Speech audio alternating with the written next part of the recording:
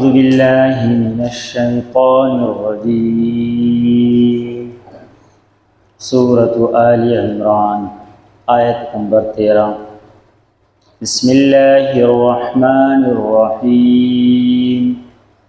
قد كان لكم آية في فئتين التقتا فئة تقاتل في سبيل الله وأخرى كافرة يرونهم مثليهم رأي العين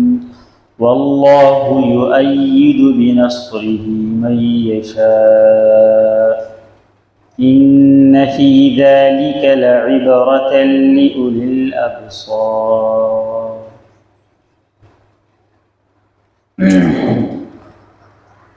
سورہ آل عمران آیت نمبر 13 کی اللہ رب العزت جنگ بدر طرف ته اشاره کړې ده. د دې نه مخکې آیت کې الله رب العزت دا فرمایل چې پیغمبره ترې کافرانو ته ووایه چې ان قریب به تاسو مغلوب کړی شئ. پرون موږ ویلي په درس کې چې کافرانو ته الله فرمایي چې ای پیغمبره ته ووایه د کافرانو ته چې ان قریب به تاسو مغلوب شئ او مسلمانان به په تاسو باندې غالب راشي. نو د دې خبرې یو مثال الله رب العزت په دې نننی آیت کې ذکر کړی دی. د جنگ بدر مثال الله ورکړی دی چې وګورئ تاسو جنگ بدر ته چې یو طرف ته د مسلمانانو یو مختصر غونتی جماعت 300 سلپاس 313 بعض روایت درې او هغې چې د کافران د هغې په مقابله کې 1000 لښکر او مسلمانان د جنگ په اراده نه دي تللي، کافران د جنگ په اراده راغلي دي. صحیح. بیا د کافرانو سره 1500 اسونه توري اسلحه هر څه ورسره برابر دي ځکه چې هغې راغلي د جنگ په اراده دي. صحیح. او دې خوا د مسلمانانو سره د 300 کسان دي سره پاس او 8 توري دي ورسره 8 توري د هغې سره 1500 اوښان دي او د مسلمانانو سره 200 دي که 300 اوښان دي. په هر څه کې د مسلمانانو تعداد کم دی، توري اسلحه ورسره کمه ده، هغې سره هر څه برابر دي. د هغې باوجود چې الله رب العزت مسلمانانو ته غلبه ورکړه نو کافران یې مغلوبه کړه او داسې خطرناک شکست یې وله ورکړو چې اویا یې پکې جهنم ته ولېږل او اویا یې پکې ګرفتاره کړه او لوی لوی سرداران یې ګرفتار کړه. د کفر او د اسلام دا یو اولنۍ غزوه وه او په هغې کې مسلمانانو ته الله رب العزت چې دی هغه فتح نصیب کړه. نو وجه اصل کې دا وه الله رب العزت پر آیت مبارکه کې په خپله فرمایي چې فئة تقاتل فی سبیل الله، دا یوه ډله چې ونه وایي دی د الله په لاره کې جهاد کولو. نو مسلمانان چې دي د الله په لاره کې جهاد کوي او د جهاد مقصد یې دا چې فساد ختم شي، فتنه ختم شي او اعلی کلمت الله راشي، د الله بول چې دی بالا شي، د الله دین په نورو ادیانو باندې غالب شي، د الله د رضا دپاره دی جنګېږي. نو د دوی مقصد دا وي چې که بالفرض غالب رالو غازیان بشو او که غالب رانلو شهیدان بشو. د دوی مخې ته هدف چې دی ټارګټ هغه دا وي چې یا شهید یا غازی. نو مقصد د دوی چونکې اوچت وي لحاظه دوی بیا د چا نه یریږي نه، د دوی په زړه کې خوف او یره نه وي. د کافر مخې ته خو دا مقصد نه وي که نه. کافر خو به یا د ځمکې دپاره جنګېږي یا به د دنیا دپاره جنګېږي یا به د مال غنیمت دپاره جنګېږي یا به د نور څه مقاصدو دپاره جنګېږي او مسلمان خو د الله د رضا دپاره جنګېږي. دې وجې نه مسلمان د مرګ نه یریږي نه. لکه څنګه چې خالد ابن ولید رضی الله تعالی عنه فرمایلی وو چې ګوره نبي علیه الصلاة والسلام فرمایي چې کوم کس چې ذکر کوي د هغې مثال د ژوندي دی او کوم چې نه کوي د هغې مثال د مړي. دا ټول کافران چې دي وایي دا مخکې داسې دي لکه مړي او زه ژوندی یم، زه ذکر کوم د الله، مسلمان یم، مؤمن یم، ایمان راته الله نصیب کړی دی. نو زه یوازې هم د 80,000 مقابله کولی شم. د 80,000 ماته داسې دي لکه مړي او په څو معرکو کې داسې شوي دي. مسلمانانو تعداد انتهایی کم او کافران سوا الله رب العزت مسلمانان چې دی په هغې باندې غالب کړي. जहाँ से 313 चले थे तुम मुसलमानों, उन्हीं माजी की राहों पर पलट जाने का वक्त आया। जंग बदर की अल्लाह रब्बुल इज्जत मुसलमानों को फतह नसीब करा।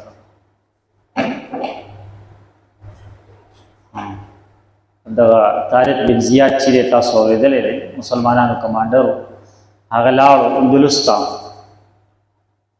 او معمولی لښکر په اندلس باندې حمله وکړه او اندلس یې فتح کړ او دومره عجیبه کار یې وکړو چې لاړو په کومو کشتو کې چې تللي هغه کشتۍ هلته وسوځولې چې زموږ د واپسۍ د تلو تمه قطع شي ختم او په زړه کې خوف او یره رانه شي مکمل بالکل یو ځان بالکل وقف کو پس یا به شهیدان کیږو یا به غازیان کیږو داسې بهترینه جذبه د مسلمان په جهاد کې همیشه د پاره په دې وجه الله رب العزت چې د مسلمانانو روب داد چې هغه سیوا کړی وي په کافرانو باندې مسلمان بالکل بے پروا جنګیږي د الله د رضا لپاره کافر یریږي د هغې سره د خپل ښځه بچو غم وي د خپل کور مال دولت غم ورسره وي د دنیا غم وي ورسره کافر ته پته ده چې زما چې څه دي بس دغه دنیا دی د مرګ نه پس خو ماته څه نه میلادېږي نو لهذا هغې سره د خپلې دنیا غم وي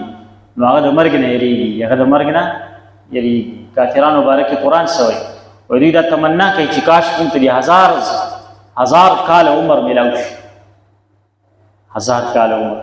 الله فرمایي که دې ته 1000 کال عمر میلاو شي بیا هم دې د الله د عذاب نه نشي بچ کېدی دې د الله د عذاب نه نشي بچ کېدی نو دقه اشاره چې کوم دی الله رب العزت په دې آیت کې کړې ده او یاد ساتئ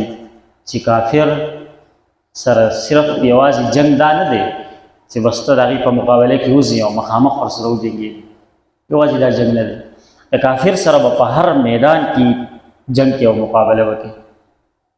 صحیح ده په هر میدان کې به د هغې سره قرآن کې الله فرمایي واعدوا لهم ما استطعتم من قوة ومن رباط الخیل د هغې دپاره به هر وخت ځان تیار ساتي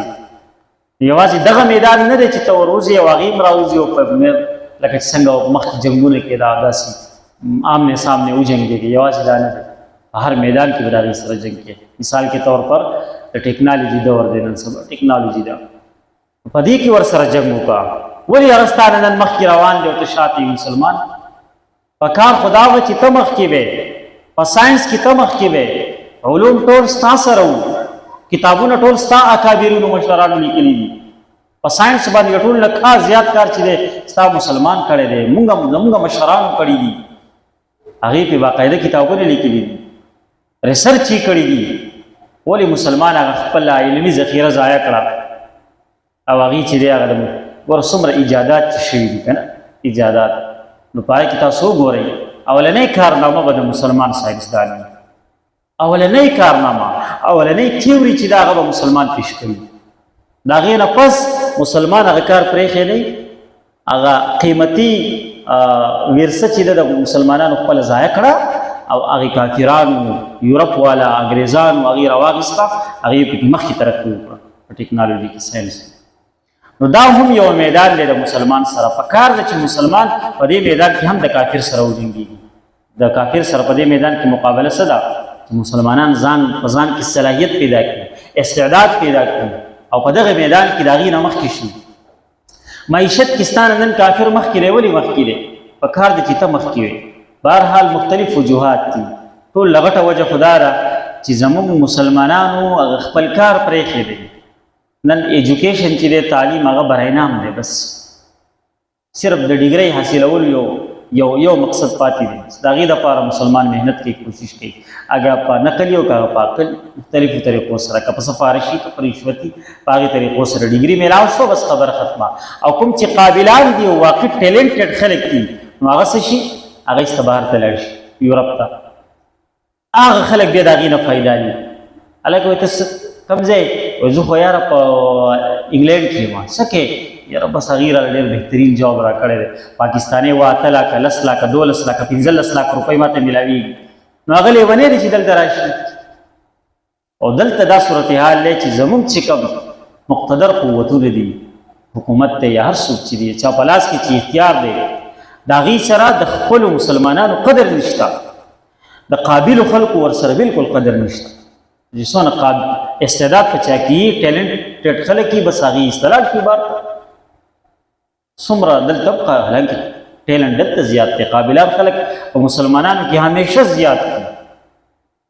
خو هغه غریبانان چې دی نو هغې څه نشي کولی دلته، او نه دې دوی کار اخیستی شي، نه دې دوی فایده اخیستی شي د پاکستان دپاره. نو بهرحال دا مسایل دي په ټول عالم اسلام کې الله دې په موږ باندې رحم وکړي. نو پکار دا ده چې مسلمان دي په هر میدان کې د کافر سره مقابله وکړي، په ساینس کې دې وکړي، په ټکنالوژي کې دې وکړي، په هر میدان کې دې ورسره جنګېږي. صحیح ده؟ نو داسې به کوو که نه انشاءالله، اراده او عزم به کوو د کافر سره چې یاره د هغې په مقابله کې به مونږ ګوره دا یو سوال ذهن ته راځي عام طور باندې چې د کافرانو ته الله دومره پراخه دنیا ورکړې ده، هغې دومره ترقي وکړه، دا مسلمان ولې شاته پاتې شو؟ دا سوال ذهن ته راځي. نو ګوره دا خبره نه ده چې الله رب العزت چې دی هغه کافرانو له ترجیح ورکړې ده په مسلمان، دا خبره ټیک نه ده. الله رب العزت هر چاته ورکوي په دنیا کې، په دنیا کې د الله رحمت چې دی هغه مسلمان ته هم شامل دی او کافر ته هم شامل دی. دا یو خبره یاد ساتئ، په کافر باندې هم ده، یعنی الله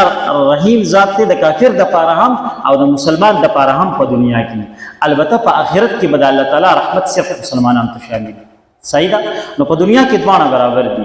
فرق صرف دا دی چې هغې محنت کوي او مسلمان محنت کوي. مسلمان نن مونځ وکړي، زر زر ځان خلاص کړي او وځي د څه دپاره؟ ټیک ټاک دپاره، فیسبوک دپاره، فضولیاتو دپاره، ګپ شپ دپاره، په هغې کې خپل ټایمونه او صلاحیتونه او استعدادات تباه برباد کړي او هغې لګیا دي مسلسل ریسرچ کوي. نو دا خو د الله وعده ده. علامه اقبال څه وایي؟ کوئی قابل ہو تو ہم شان کئی دیتے ہیں، ڈھونڈنے والوں کو دنیا بھی نہیں دیتے ہیں، ہم تو مائل بکرم ہے کوئی سائل ہی نہیں، راہ دکھلائے کسے راہ رو منزل ہی نہیں. محنت خبره ده. نو هغې محنت وکړو په دې کې الله رب العزت وله ورکړ، دنیا وله ورکړ. مسلمان محنت نه کوي بس دغسې بس. نو په دې کې الله د طرف نه بخل نشته، الله رحیم و کریم ذات دی. ټوله مسله زندگی جهد تسلسل ہے تماشا تو نہیں، وہی جیتے ہیں جو ٹکراتے ہیں طوفانوں سے.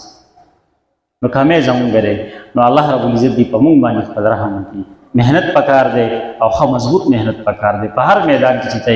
ښه محنت وکړه او نیت بس دا ساته چې یاره زه په دې خپل کار کې محنت کومه، ترقي حاصلومه چې زه د خپلو مسلمانانو خدمت وکړم، د خپل ملک خدمت وکړم، د خپل خلکو دپاره په کار راشم. صحیح ده؟ په دې نیت باندې نو انشاءالله العزیز چې اجر به هم الله درکوي او ته به پکې هم